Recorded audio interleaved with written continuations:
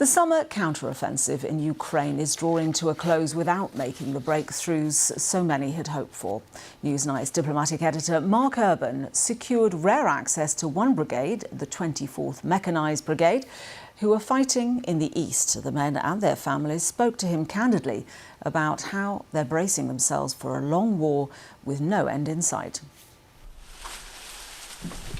In this war, there are the hunted and the hunters. The Ukrainians say their Russian enemy has far more drones, which makes camouflage and remaining unseen vital. So we were expecting a fire mission within 5 minutes, and then word came down on the radio to stand down because a Russian drone has been sighted somewhere near here. And that's really very typical of what's been happening, a constant battle of wits, a deadly battle of wits. This Russian video shows what happens if you get it wrong. Ukrainian self-propelled guns destroyed. We watched the artillery of the 24th Mechanised Brigade as its own drones searched for targets. Then the order came through that they had one.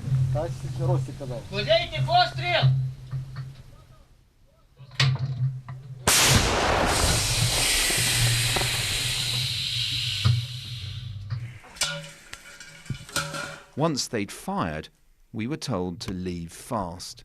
A shell could soon be heading back in our direction. So let's go. Yeah. We got an inkling of the stresses they're under, but soldiers live under it permanently. Where was the incoming? There, look, smoke. Oh yeah, I've seen the smoke, yeah.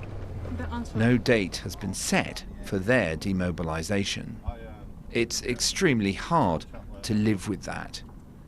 Just how hard we saw at the medical centre, where one casualty was being brought in. It was described as a panic attack, and even our presence was setting people on edge. We've had to leave the medical centre because the doctors were worried that our presence at the medical centre might make it a target.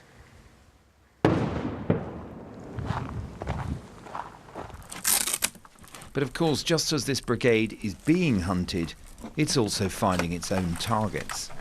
We joined the drone company as it hunted Russians.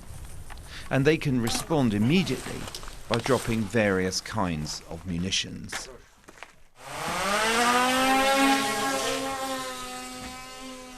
A new machine called an FPV can target the Russians even when they're taking cover inside buildings and trenches. Here we have an assortment of FPV drones, so those are different manufacturers, some are Ukrainian. 2 years ago, would you have ever imagined you would be doing this? Oh no, for God's sake, no. But what can we do? We can only fight and protect our land. I just wanted to stop and for our neighbors to go away. It's this ability to see so much more and target it, some call it the transparent battlefield, that's made it so hard to take ground here.